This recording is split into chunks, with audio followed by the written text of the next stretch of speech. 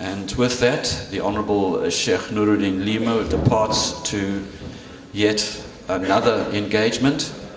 I would like at this stage to call our next speakers to come to the front. Sheikh Riad Fataar, Zubaydah Ahmed and Dr. Fatima Sidat, inshallah. This next session is entitled, Why is there a need for legislating Islamic marriages and divorce laws in South Africa? And it expresses experiences from the Muslim Judicial Council, backgrounded by the opening address by Sheikh Nuruddin Limo. Our first speaker is Sheikh Riad Fataar, known to us as a graduate from Al-Azhar. He is also a radio presenter on Voice of the Cape. He's second deputy president of the Muslim Judicial Council. He's head of the education department there. He is chair of the Al-Azhar Management Board. He's imam at Al-Khair Masjid. He's also head of the Department of Mediation and Arbitration with the MJC, as well as life president of the South African Students Association of Egypt. He has a day of 34 hours instead of 24. Sheikh Riad, without further ado, I ask you to come to the podium to make your address, inshallah.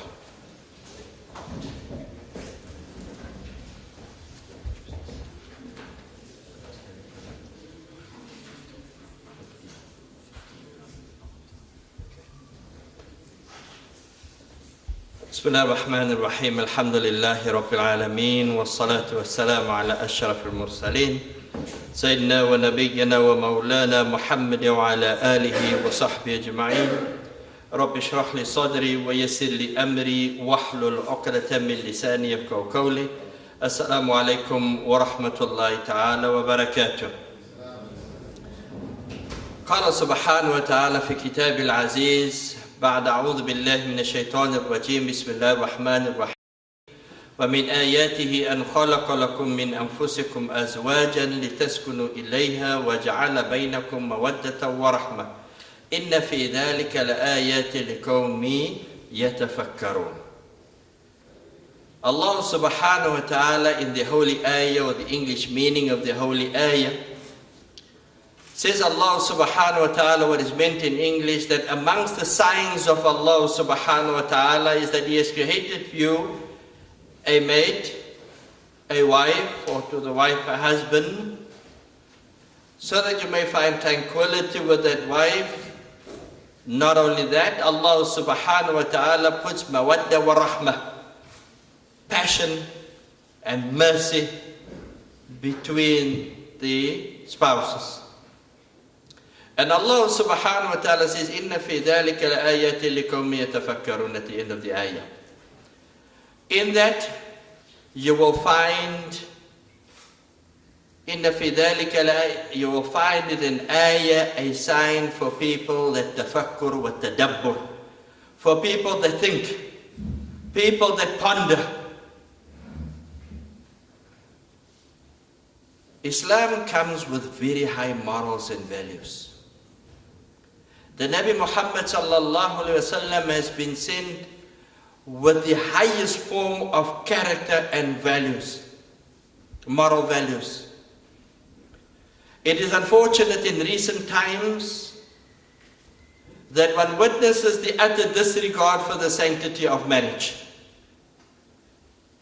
as well as a serious decline of Islamic moral values. The sacredness of marriage has been replaced by an almost casual indifference to its sanctity. Which brings us to a conclusion. We are in a new zaman. We are in a new era. And we need to look at the new era when we deal with marriages and divorces, so that what we implement reflects the times that we live in, maintaining, coercing, compelling adherence to Islamic law. One Muslim author about the subject, he writes, Civil and Islamic marriages have taken on connotations of real and make-believe. A person will say, Islamically, I'm married to so-and-so, but legally I'm still married to so-and-so. Or they will say, we are married in Islam, but we are not really legally married. Too often a person will display a prima facie disregard for a civil marriage as if it doesn't matter because it is not Islamic. However, when a legal dispute arises, such as a death of a spouse who was divorced Islamically but not civilly, the former spouse will rush to claim that and say, hey, I'm the legal spouse, therefore I deserve the inheritance of the insurance money or whatever is left behind, and then they seek the full backing of the law. In virtually every case of a civil marriage, and we've seen come to the fore the Muslim marriage officers, a civil marriage solemnized Islamically with the Muslim marriage officers carries the full applicable weight of legality as well as sanctity to marriage. On the other hand, we see that in Islamic marriage by itself, in many cases that we experience at the Muslim Judicial Council, that we experience within Imamate, it carries limited weight that does not even exceed the doors of the masjid or the Muslim Judicial Council. That is why in an Islamic marriage, for example, women, they maintain the former husband's name and they don't change their driver's IDs and carry on as if they are married still to the person. On the other hand, a civil marriage, and we've experienced this, we've been in Imamate, we've married people, and we fill in the marriage book of the MJC, and you see that book tries to cover most of the legal things that are required. When there is this Islamic marriage that is filled in and this book that is filled in, there seems to be less regard for the consequences of what is going to happen there. We sit with only two systems in front of us. We sit either with a regulatory system, or we sit with a court system that is going to determine what lies ahead of us. The court system is already in action. Our young people, married people, are not waiting on the ulama. They are not waiting on things to happen. When people get into issues with one another, it doesn't take them 2 ticks to go to court. And who determines the outcome of that? A non-Muslim, uneducated in Islamic law judge that is going to judge the merits of the case according to the law that he knows in front of him, which is the Marriage Act of 1961. The Muslim marriage bill tends to address that, tends to look at the things that are there involved, and that is why we got involved with the Muslim Judicial Council in Muslim marriage officers, so that we can look at the status and we can address that, and we can go to our legal eagles like the Sheikh had referred to and ask, and wallahi, we have legal experts. The Muslim community have great legal experts that are still used in the courts, have great constitutional legal experts, and they have sat down with the ulama and various social institutions and various social workers and so on, and departments of welfare, and come up with this Muslim marriage bill that can help us. Jamaat Muslimin, marriage, and respected viewers and everybody present, marriage is a very serious matter. The Nabi Muhammad sallallahu alaihi wasallam saw it as half of Iman. It is arguably the single most important social institution in our deen. And marriage in Islam needs to be explicit and unambiguous. Unfortunately, in the South African context, we do not possess the power or influence or organizational capabilities in some to handle the outcomes of what is happening. Let me tell you what happens. The Muslim Judicial Council would call up a man and say, listen, your wife came in, there's this issues. Call up the wife and say, listen, your husband came in and there are these issues. In an Islamic marriage without any regulations, the man says, who are you to call me? You can't force me. Or the woman says, I'm not interested in coming. There is no regulatory power. There is nothing to be done. We can't force them, but we can work on their moral conscience, on their Islamic conscience that they fulfill. So therefore, one finds in certain cases that there are men and women going around from area to area or city to city, and they get involved in marriages because no one records the Islamic marriage on the system. I can personally speak about that. I stopped the marriage in one of the outer lying areas because a person goes out, nobody knows me that way. There is no system. When we joined the Muslim marriage officers, or when we became Muslim marriage officers, we came to learn more rules in terms of this. We brought in more rules on the Muslim Judicial Council side. When an imam is going to fill out a marriage certificate of the MJC, any imam today, and it's been in practice for a while, will now find in the Muslim marriage book of the MJC a set of rules.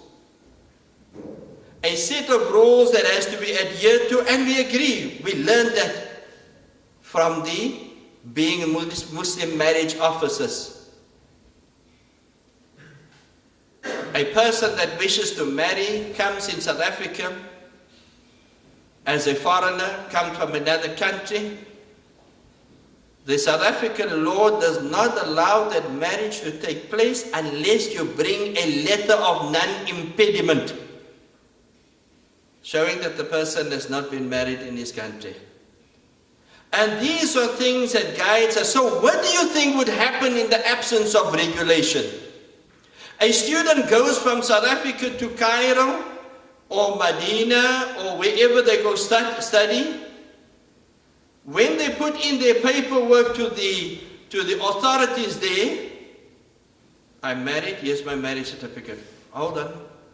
We need to confirm this with your embassy, because your embassy is the authority in our country.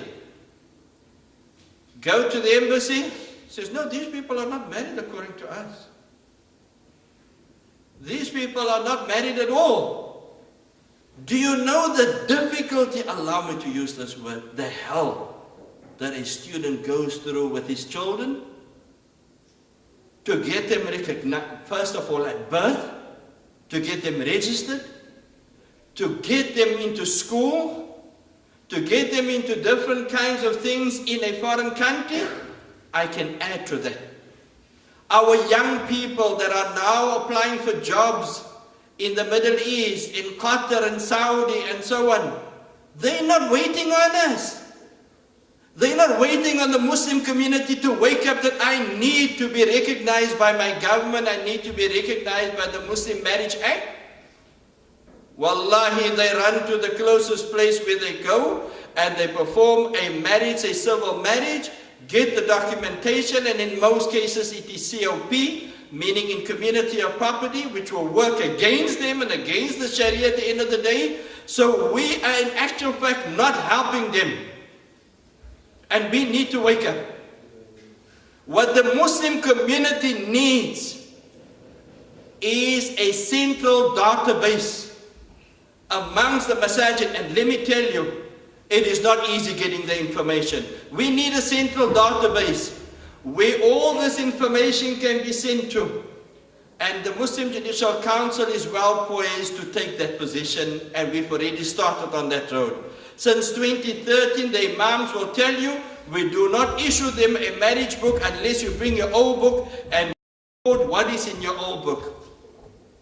And sometimes the information that is not there, the crucial information that is not there, it will, wallahi, you will stand in amazement. Sometimes the person that fills in the book doesn't have ID numbers in. It doesn't have addresses in. Or it has the name spelled wrong. But when there's a regulation in place, as we experienced from the Muslim marriage officer side, when there's regulation in place, you have to present that to the Department of Home Affairs within 10 days. They go through and see whether you have put in all of the information that is required. When we are facing issues, we have no problem in using the tools of the state. A woman has a problem, she goes to the welfare office. There is financial difficulties, people have an issue, they run to the courts. There's a fight that is happening, they run to the police.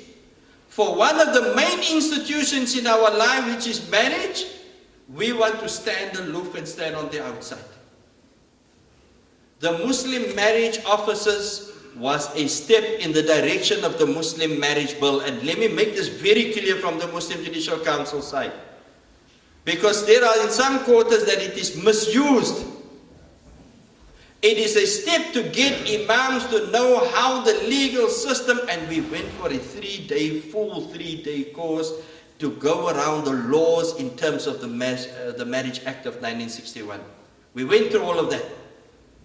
So therefore, we want to call on our president, Cyril Ramaphosa. If you are following in the footsteps of Mandela, then know verily that Mr. Mandela, our past president, had said to the then minister, he had said, Mr. Dalla Omar, Minister of Justice, he had told him, please make sure that the Muslim marriages are recognized. And we call on our president, if you are walking in the steps of Mr. Mandela, then make sure that you see that Muslim marriages are recognized, because we cannot have our old people up till today that are married in under Islamic law not recognized by the South African government, and they are looked upon as people that is living in adulterous lives with children outside of a marriage.